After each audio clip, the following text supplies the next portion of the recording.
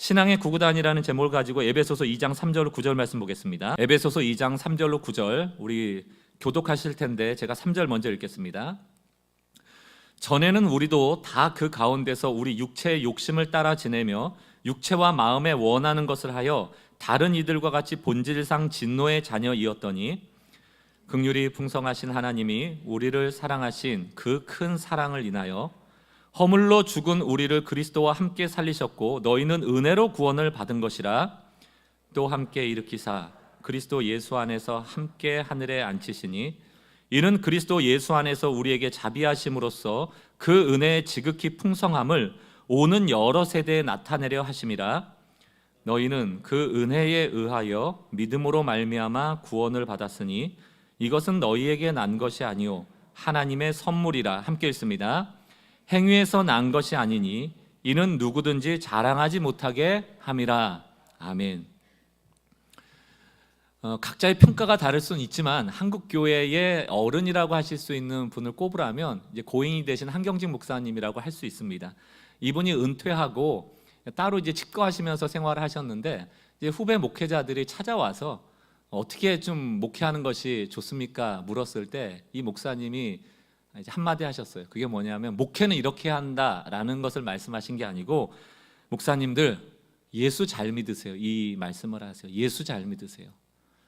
목회에 대한 방법론을 말한 게 아니고 예수 잘 믿으세요. 아니 예수 잘 믿어서 목사 된 건 아닙니까? 근데 그 목사님들 앉혀놓고 예수 잘 믿으세요라고 했을 때 그 목사님의 마음은 무엇이었을까? 여러분들에게 예수를 잘 믿는다는 것은 도대체 뭡니까? 제가 어느 날 교통사고 나서 입원해 있는데 거기 이제 뭐 할머니도 계시고 할아버지도 계시고 저도 있고 뭐 이렇게 있었어요. 할머니가 한 분 계셨는데 이렇게 주무시고 계셨는데 대낮에 어떤 전도하시는 분들이 찾아오셔가지고 할머니 깨우면서 할머니 예수 믿으세요? 물어보니까 할머니가 막 귀찮다는 듯이 이랬어요. 그러니까 할머니 예수 믿으셔야 돼요. 천국 가셔요. 그래야지. 예수 믿으세요? 예수 믿는다고 아멘 하세요. 그러니까 할머니가 또 귀찮다는 듯이 막 이랬어요. 그랬더니 그 전도하신 여자분이 아멘 하셨다고, 예수 믿게 됐다고, 이제 천국 가실 거라고, 안녕히 계시라고 나가시더라고요. 그분 천국 가시는 겁니까? 예수 잘 믿는다는 게 예수 믿으세요라고 물어봤을 때 아멘 하면 그게 믿음이 있다라고 할 수 있는 것입니까? 우리는 종종 믿음의 내용이 없이 무엇을 믿는지 모른 채 믿음이라는 용어만을 강조할 때가 많습니다. 믿음의 내용이 뭔지를 모르다 보니까 믿음을 대신하는 믿음의 대체품들을 만들어내고 그것을 믿음이라고 오해하며 신앙생활할 때가 많습니다. 예수를 잘 믿으라고 할 때는 가장 중요한 게 예수가 누구신지, 예수가 우리에게 무엇을 요구하시는지, 또 믿노라 할 때 그 믿음이 무엇인지에 대해서 관심을 가져야 되는데 우리의 눈은 이상하게 잘 믿어야 된다에 잘해가 있다고요.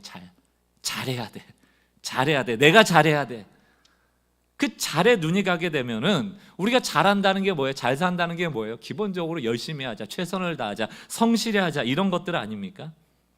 그러다 보니까 예수 잘 믿는다는 게 열심히 하면 돼, 성실히 하면 돼, 최선을 다하면 돼, 이렇게 오해된 것도 사실입니다.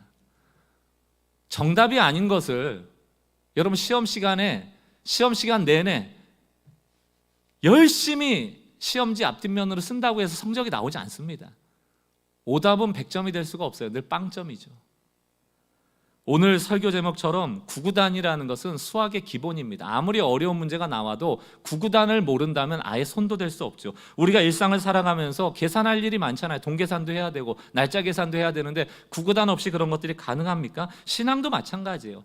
신앙의 구구단이라고 하는 것은 우리가 잊지 않아야 되는, 꼭 암기하고 있어야 되는 신앙의 기본, 신앙의 본질을 말합니다.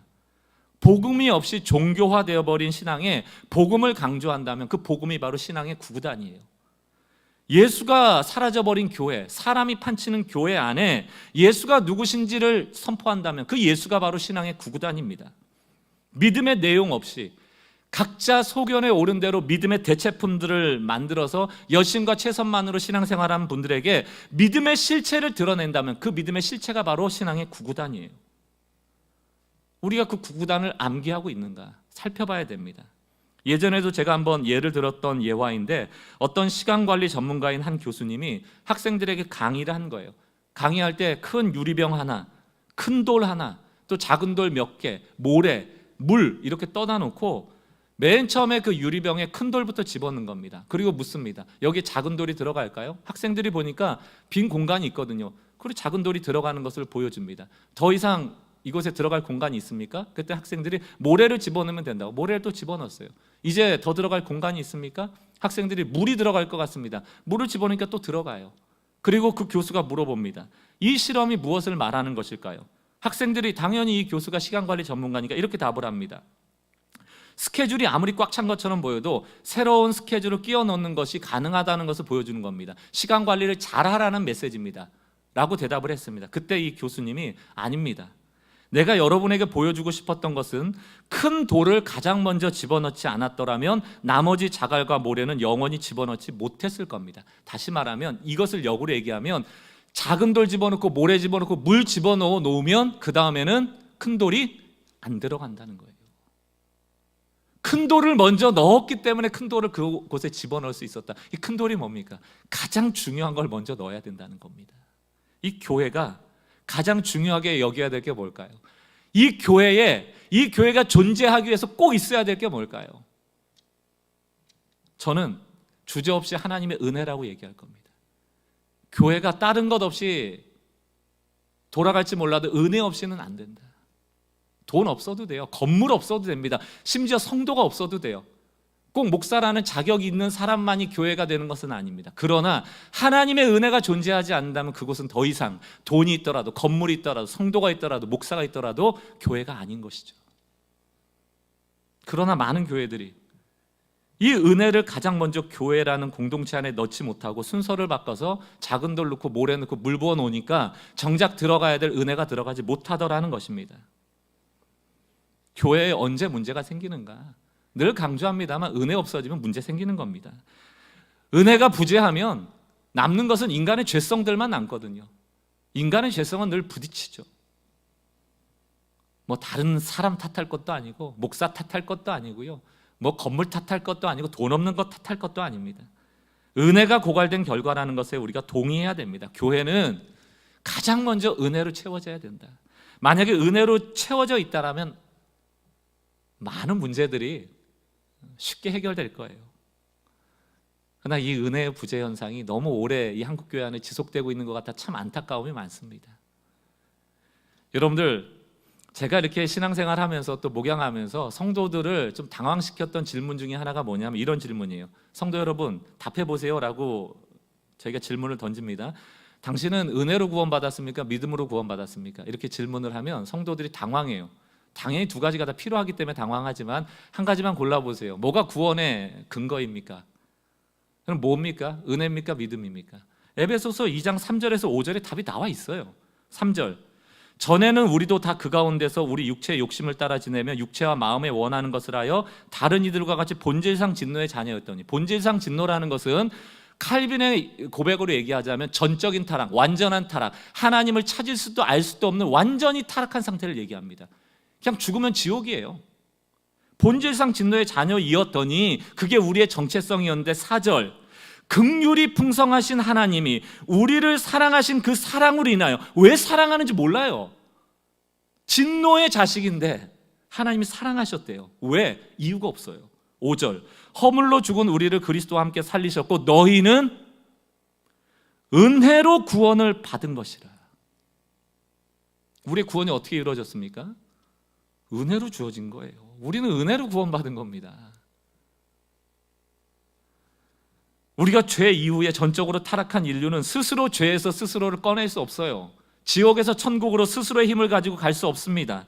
하나님이 우리를 불쌍히 여기신 그 긍휼이, 그 사랑이 우리를 건져내신 것이죠. 그건 공짜예요. 선물입니다. 그래서 은혜라고 얘기를 하는 것입니다. 그러나 우리는 이 은혜를 잃어버리고 자꾸 믿음을 강조해요.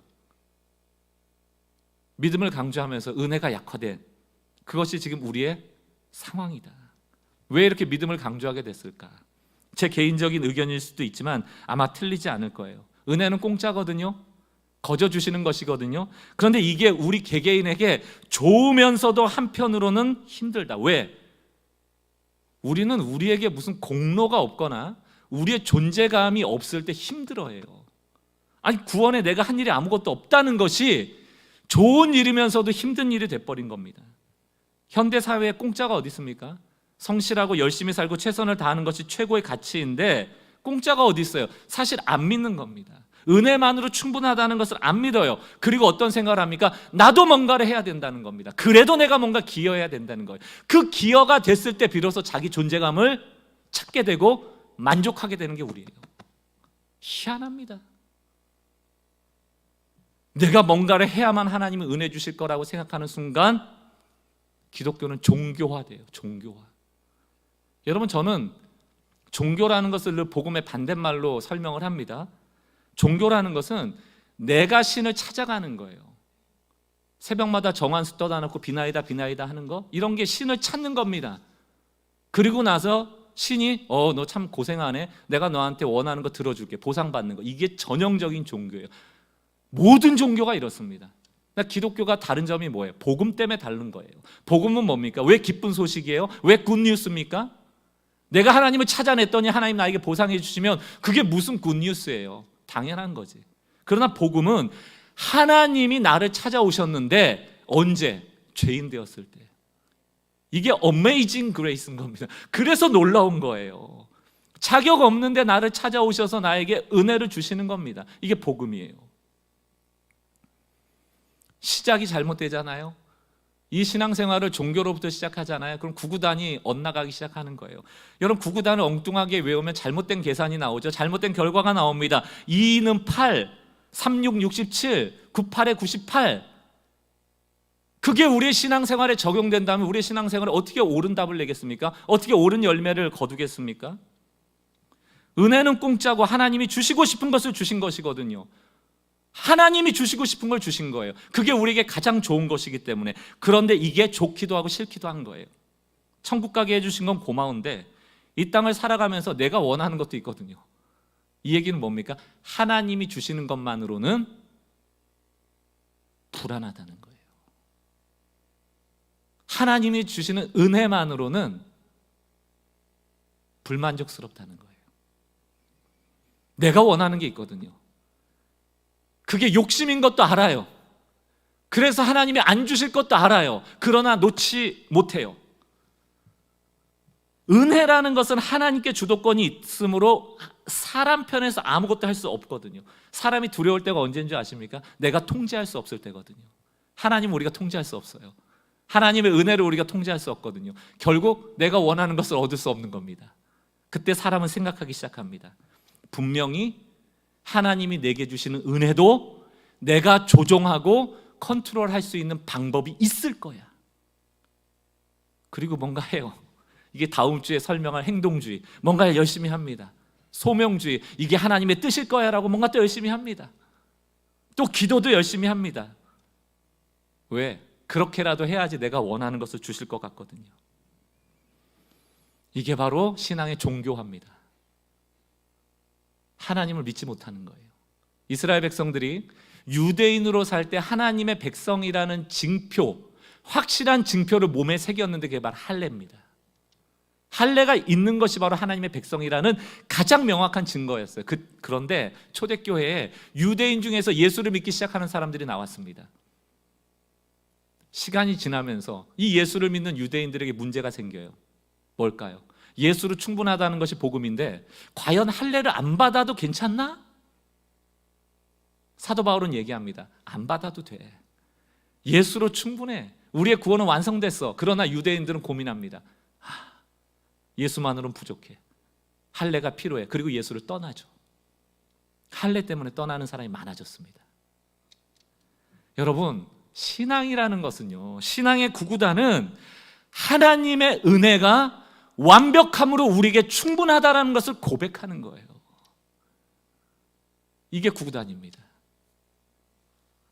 하나님이 우리를 찾아오실 때가 죄인 되었을 때 찾아오셨다는 것을 우리가 깨달을 때, 지금은 그때보다 훨씬 낫잖아요. 그때보다 훨씬 더 잘 살고 계시잖아요. 그 아들을 아끼지 아니하신 하나님이, 우리가 죄인 되었을 때 찾아오신 그 하나님이 지금 왜 더 역사하시지 않겠습니까? 왜 더 은혜를 주시지 않겠습니까? 늘 우리 앞에 은혜가 놓여 있음을 깨닫는 것, 이것이 신앙의 시작이고 마침이죠. 예를 들어서 사도행전 16장 31절을 보세요. 이르되 주 예수를 믿으라. 그리하면 너와 내 집이 구원을 받으리라. 이 본문을 보면서 역시 믿어야 구원이 되는 거야 라고 생각하시는 분들도 있을 수 있지만, 여기서 주목해야 될 단어는 사실 믿으면 구원받는다라는 것 앞에 나와 있는 이르되예요. 이르되. 이 상황이 어떤 상황입니까? 사도 바울이 선교하다가 감옥에 잡혀 있을 때 하나님이 그 문을 열어주셨잖아요. 수많은 죄인들이 도망쳤다고요. 이 감옥을 지키던 간수가 자결하려고 합니다. 왜? 어차피 죽을 거 아닙니까? 죄수들을 다 놓쳤으니까, 경계 근무를 잘못 썼으니까. 그때 사도 바울이 이 간수를 향해서 뭐라고 얘기합니까? 주 예수를 믿으라. 그리하면 너가 구원받을 거다. 무슨 말씀을 드린 줄 아시겠어요? 사도 바울을 만나지 못했더라면, 이 말을 들을 기회를 얻지 못했더라면 이 사람은 믿음을 가질 수 없다는 얘기입니다. 믿음은 들음에서 난다. 이 듣는 것이 하나님의 은혜예요. 그걸 들을 수 있도록 만남의 축복을 주시는 거예요. 기회를 주시는 거예요. 사랑하는 성도 여러분, 성경에 가득한 것이 은혜인데 이 안에 은혜의 본질이 무엇인가? 하나님이 우리보다 앞서가신다는 거예요. 하나님은 앞서지 않고 우리를 먼저 보내시지 않는다. 이것이 성경이 말한 은혜입니다. 사랑하는 성도 여러분, 은혜 안으로 더 깊이 들어가셔야 돼요. 그러나 오늘 이런 질문을 할 수 있습니다. 목사님, 그럼 믿음 많이 나오는데 믿음의 실체는 뭡니까? 저희가 믿음을 정확히 이해하기 위해서 오늘 믿음으로 구원받는다 할 때 이 믿음으로, 성경에 나오는 이 믿음으로가 도대체 뭔지에 대한 실체를 두 가지로 저희가 좀 정리해 보려고 합니다. 첫 번째, 성경에서 믿음으로 무언가를 하라라고 나올 때는 행위로가 아니다라는 것을 강조하는 거예요. 너희가 믿음으로 구원받았다라고 할 때 이 믿음으로는 내가 믿음으로 뭘 해야 된다는 뜻이 아니고 오히려 반대로 행위로 구원을 얻지 못한다라는 것을 알려주는 겁니다. 에베소서 2장 8절을 보세요.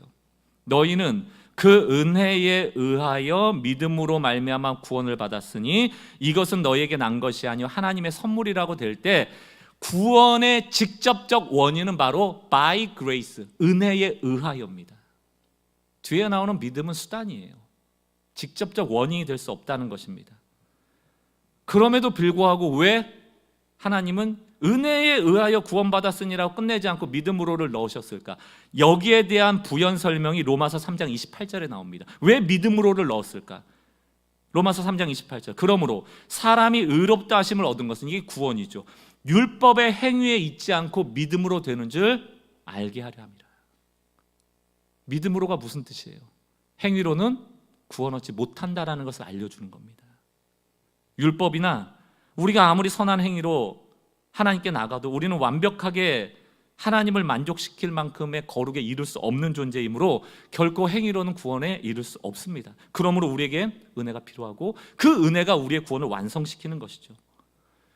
제가 오늘 설교 마지막까지 이 본문에 대한 주석 한 문장을 여러분들에게 소개해 드리면서 쭉 진행을 할 텐데, 그 주석에 나와 있는 그 설명 첫 번째가 뭐냐면, 믿음은 스스로 자기를 의롭게 하려는, 다시 말하면 내가 스스로의 구원자가 되려는 행위를 포기하는 것이다. 믿음은 그러니까 포기하는 거예요.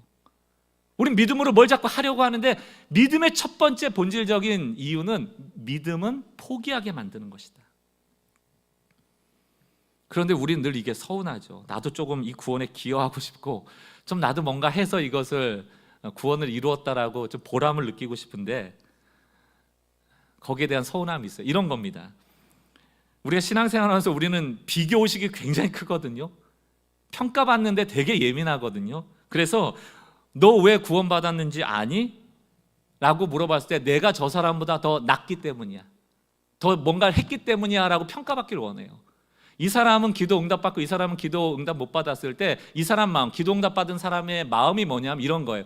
내가 그래도 저 사람보다 더 낫기 때문에, 더 뭘 했기 때문에, 더 오래 기도했기 때문에, 내가 더 최선을 다했기 때문에 응답받은 거야 라고 평가받기를 원하는 거예요. 내가 좋은 것을 얻었을 때 왜 좋은 것을 얻었을까에 대한 해석을 원하는 겁니다. 그리고 그 해석을 가지고 그렇다면 다음번에 더 좋은 것을 얻기 위해서 뭘 해야 될까에 대한 방법을 찾기 원하거든요. 그게 바로 율법이에요. 그게 바로 자꾸 행위신앙이에요.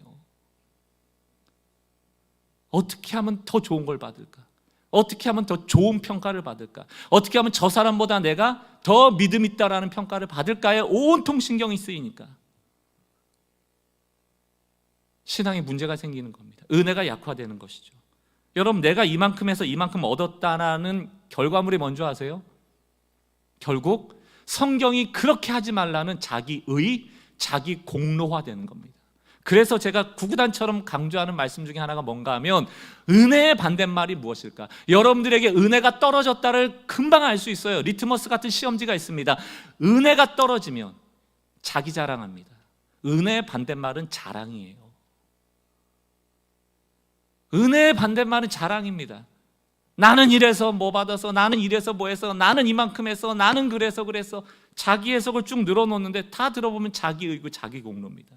에베소서 2장 8절 9절을 보세요. 너희는 그 은혜에 의하여 믿음으로 말미암아 구원을 받았으니 이것은 너희에게 난 것이 아니라 하나님의 선물이라. 공짜라, 그냥 준 거란 뜻입니다. 왜? 9절, 행위에서 난 것이 아니니 이는 누구든지 자랑하지 못하게 하려 함이라.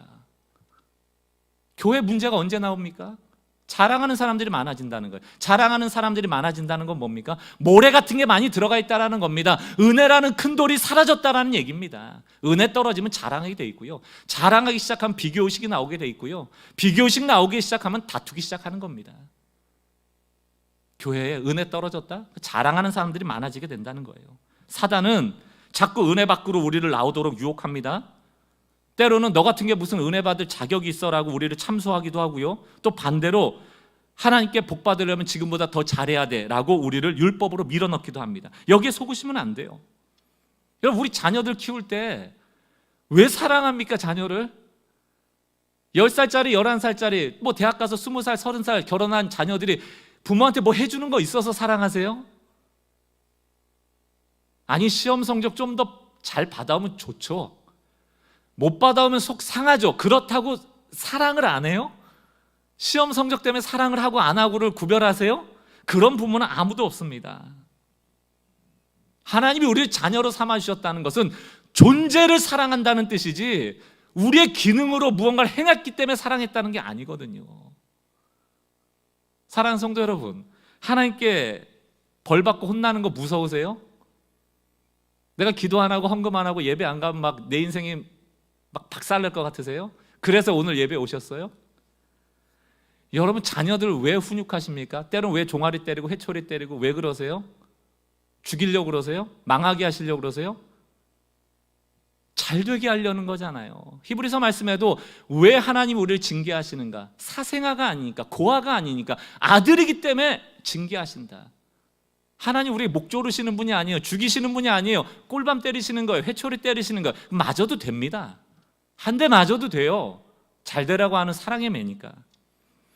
우리가 자꾸 신앙이 왜곡되면 나타나는 두 가지 현상인데, 그 첫 번째가 뭐냐면 하나님께 더 사랑받고자 하는 인정 욕구가 나옵니다. 여러분, 이게 괜찮은 얘기처럼 보이지만 내가 하나님께 더 사랑받겠다는데 그게 무슨 위험이 있어? 라고 생각할 수 있지만, 이 하나님께 더 사랑받고자 하는 인정 욕구 안에는 뭐가 전제되어 있는가 하면 나는 지금 하나님께 사랑받고 있지 못하다는 게 전제가 되어 있는 거예요.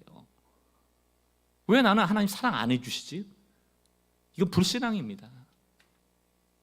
시험 성적 좀 못 받아서 다그쳤더니 아빠는 날 사랑 안 해.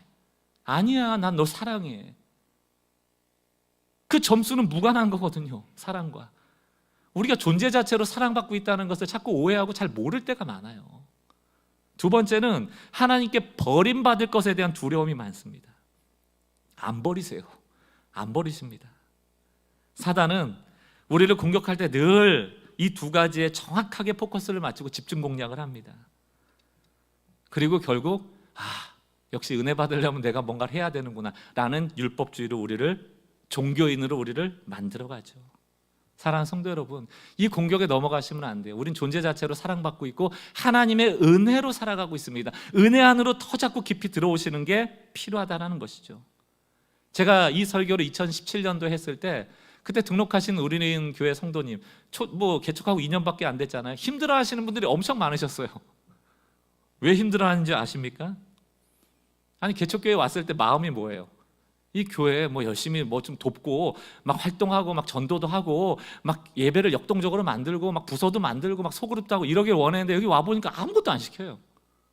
그냥 예배나 잘 드리세요, 기도 열심히 하세요, 성경 보세요, 이런 얘기 하니까 이 존재감이 없어지는 거거든요. 여기 왜 다녀야 돼?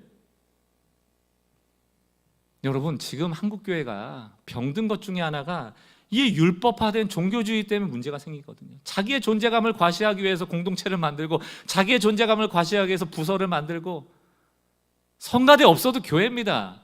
소그룹 없어도 교회예요. 금요철 없다고 해도 교회고요. 새벽기도 없어도 교회입니다. 하나님의 은혜가 있고 예수 그리스도가 이곳에 주인되어 있으면 교회예요. 뭐 때문에 그렇게 두려워하시고 뭐 때문에 그렇게 공허해 하십니까?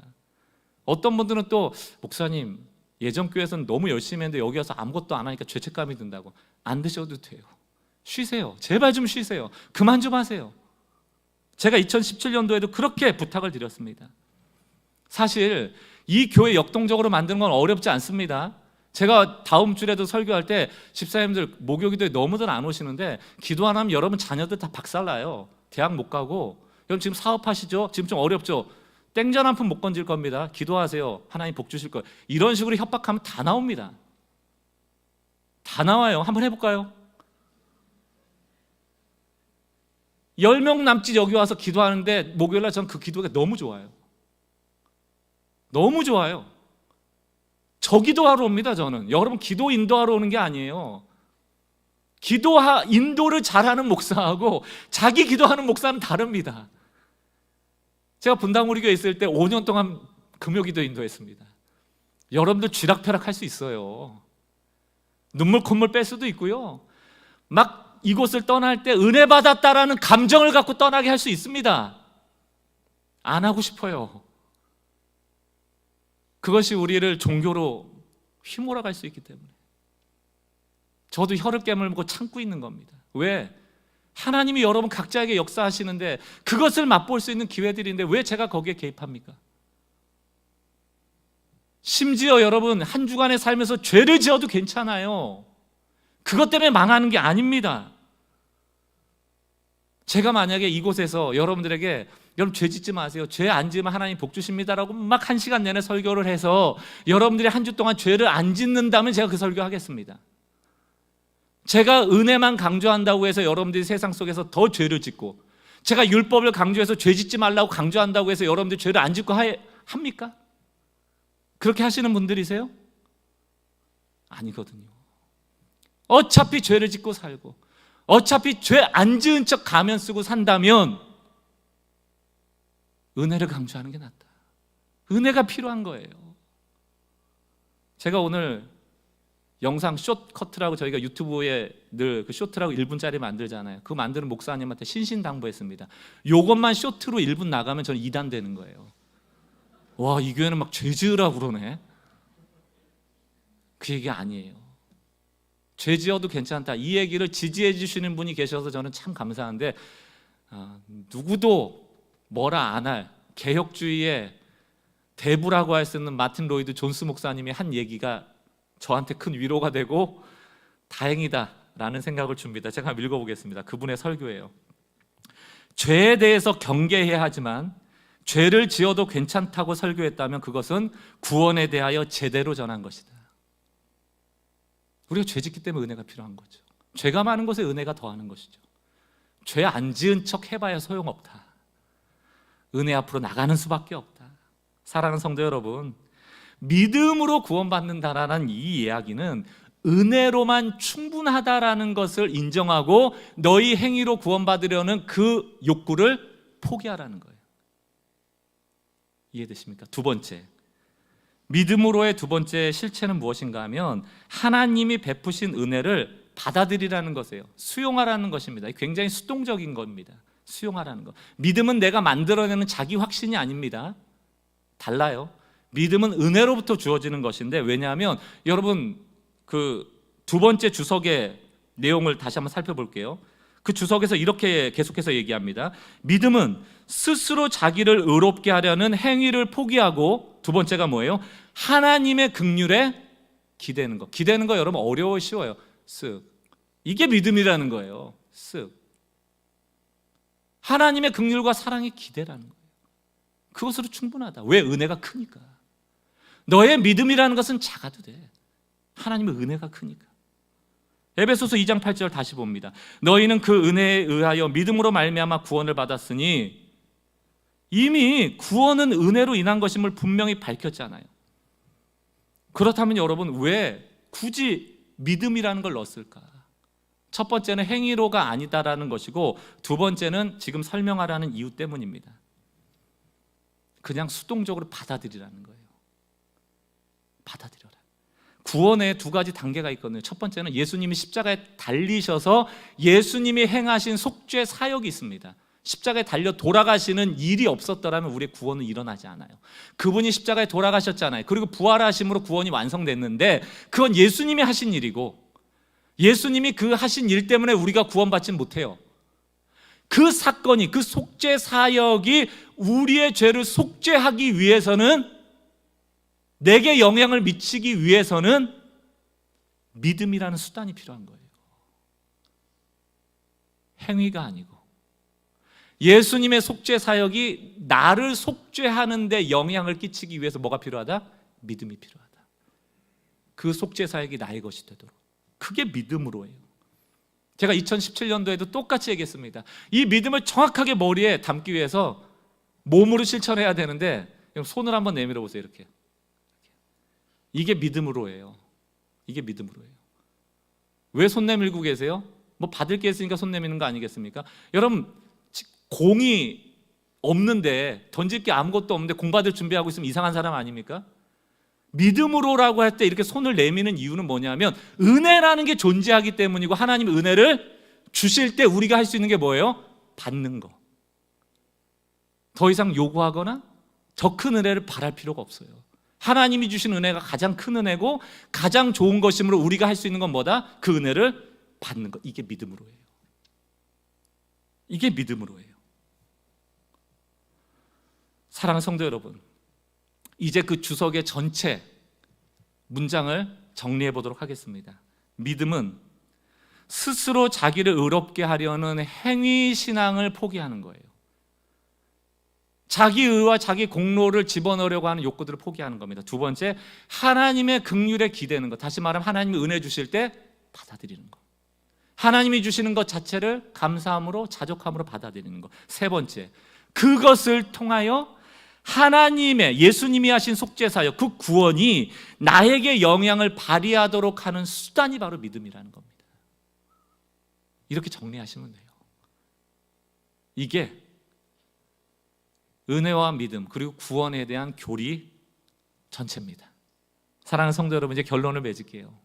저는 늘 경계하는 신앙인의 모습 중에 하나가 믿음을 만능으로 여기는 믿음 만능주의자들입니다.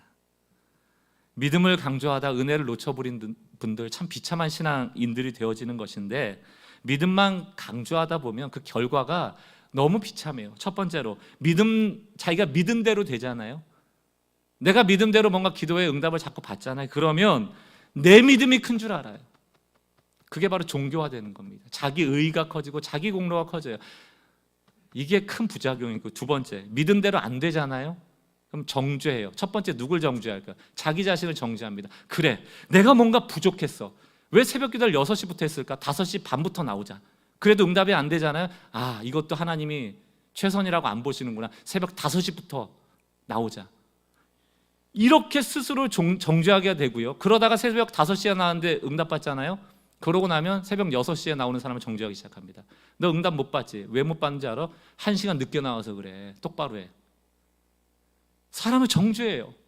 교회가 정죄하는 것이 아니거든요. 다 부족한 사람들이 모여서 은혜 안에서 거하는 것이거든요. 그런데 여러분, 이런 경우도 있습니다. 세 번째, 새벽 5시에 나왔는데도 뭐가 안 되잖아요. 그럼 그때부터는 무신론자가 됩니다. 하나님 계시나? 이렇게까지 내가 최선을 다했는데 하나님 응답을 안 해주시나? 그리고 무신론자가 돼요. 마치 바닷가에 가서 낚싯줄을 던졌는데 고기가 하루 종일 안 잡혔어요. 그랬더니만 이 낚시꾼이 한다는 얘기가 이 바다에는 고기가 없어. 말이 됩니까? 내가 못 잡은 거지. 바다에 고기가 왜 없습니까? 이 믿음 만능주의를 경계하셔야 돼요. 은혜 안으로 자꾸 더 들어가셔야 돼요. 하나님이 주시는 것에 자족할 줄 알고, 손 내미는 조금은 수동적으로 보이지만 오히려 은혜를 크게 바라보는 이 개혁신앙을 회복하셔야 됩니다. 칼빈이 그토록 외쳤던 하나님의 주권, 우리에게는 아무 공로가 없다라는 것, 하나님께만 영광 돌리고 하나님의 은혜로 우리의 삶이 주도된다는 것을 인정하는 믿음, 그것을 회복해야 될 때입니다. 한국교회는 지금 겨울을 지나고 있습니다. 7년 전에 제가 이 설교를 할 때도, 6년 전에 이 설교를 할 때도 한국교회는 겨울이었고, 이 겨울이 언제 끝날지 누구도 알 수 없어요. 그러나 분명한 것은 겨울이고요, 나무는 겨울에 잎을 내지 않습니다. 양분을 뿌리로부터 끌어올리지 않습니다. 왜 안 끌어올릴까요? 추운 날씨에 나무의 몸통이 얼기 때문에 함부로 양분을 끌어올리다가는 나무가 터져버립니다. 죽어요. 그래서 나무는 겨울을 대비하기 위하여 가을부터 나뭇잎을 떨어뜨립니다. 왜? 양분을 끌어올릴 것을 막는 거예요. 그리고 겨울 내내 뿌리에 집중하죠. 흙에 붙어있는 양분을 통하여 뿌리를 강하게 만들고 생존을 위해서 뿌리의 생명력을 계속 유지할 수 있도록 합니다. 그리고 따뜻한 봄날이 오면 그 뿌리는 더 기운차게 그 양분들을 나무 몸통을 통하여 전달하고 새싹이 나고 더 무성한 나뭇가지가 펴고 꽃이 열리고 열매가 피어지게 되는 것이죠. 그러나 우리가 이 겨울의 때를 견디지 못하고 이 신앙의 본질을 놓쳐버리고 가짜 나뭇잎 달아놓고 가짜 꽃 달아놓고 가짜 열매 달아놓고 풍성한 것처럼 여기면서 잔치를 벌이고 있다면 그것은 신앙의 구구단에서 멀어진 신앙의 행태라고 생각을 합니다. 은혜를 강조하는 것, 그것이 바로 신앙의 뿌리를 강조하는 것이고, 우리가 신앙의 구구단을 다시금 외우는 것이고, 하나님이 주실 부흥의 때를 준비하는 겁니다. 분명히 주실 거예요. 그리고 이때도 하나님이 우리에게 꼭 필요하시기 때문에 주는 때라고 믿습니다. 교회가, 또 우리의 신앙이 사단에게 먹잇감이 되어서 율법주의로 빠지고 공로주의로 빠지고 있는 이 시대 가운데 우리는 교회가 하나님의 은혜를 바라고 하나님의 주권을 바라고 이 신앙기의 기본기를 단단히 해서 주님이 주시는 그 봄날 화창하게 잎사귀를 맺고 그 가을에 더 좋은 열매로 하나님께 드릴 수 있는 그러한 교회 되기를 주의 이름으로 축원합니다. 우리 지난주에도 함께 불렀던 찬양인데요, 비준비하신이라는 찬양을 다시 한번 하나님께 올려드렸으면 좋겠어요. 그가 구름으로 하늘을 덮으실 때 하나님 왜 우리 삶의 먹구름입니까? 왜 하나님 이 교회의 겨울의 때를 이렇게 길게 주십니까? 불평불만할 것이 아니고 그 먹구름조차도 이 땅을 위하여 비를 준비하시는 하나님의 은혜인 것을 우리가 힘차게 고백하며 주님 주실 부흥의 딸을 또 우리 삶의 역사하실 그 하나님을 기대하며 한 주간의 삶을 맡기며 나갔으면 좋겠습니다. 함께 찬양으로 고백합니다. 우리 주는 위대하며 우리 주는 위대하며 능력이 많으시도다. 그의 지혜 무궁하며 인자는 영원하도다. 상한 자를 고치시며 상처를 싸매시도다. 별들의 수를 세시며 이름을 붙이셨도다. 그가 구름으로 하늘을 덮으시며 땅을 위하여 비준비하시니 예루살렘아 여호와를 찬송할지어다. 내 하나님을 감사함으로 그 앞에 나가며 주 인재 앞에 경 다시 한번 선포합시다. 예루살렘아 여호와를 찬송할지어다. 예루살렘아 여호와를 찬송할지어다. 내 하나님을 감사함으로 그 앞에 나가며 주 임재 앞에 경배. 우리 처음부터 다시 한번 찬양합시다. 우리 주는 우리 주는 능력이 많으시도다. 능력이 많으시도다. 그의 지혜에 무궁하며 그의 지혜에 무궁하며 인자는 영원하도다. 인자는 영원하도다. 상한 자들을 고치시며 상한 자를 고치시며 상처를 싸매시도다. 별들의 수를 세시고 별들의 사랑하는 성도 여러분, 우리의 이름을 수를 아십니다. 우리의 상황을 아십니다. 이름을 붙이셨도다. 그가 구름으로 하늘을 덮으시며 땅을 위하여 비 준비하시니 그가 구름으로 하늘을 덮으시며 땅을 위하여 비 준비하시니 예루살렘아 여호와를 찬송할지어다. 내 하나님을 감사함으로 그 앞에 나가며 주 임재 앞에 경배. 예루살렘아 여호와를 예루살렘아 여호와를 주님 높여드립니다. 그 은혜를 찬송합니다. 주님 앞에 경배하여 나갑니다. 하나님을 감사함으로 주님 앞에 나갈 때마다 그 앞에 나가며 주님 임재하여 주옵소서. 주 임재 앞에 이렇게 고백합니다. 모든 것이 은혜, 모든 것이 은혜, 은혜, 한없는 은혜. 내 삶에 당연한 것 하나도 없었던 것은 모든 것이 은혜. 다시 한번 모든 것이 은혜, 모든 것이 은혜. 아멘, 은혜. 은혜. 아멘, 은혜.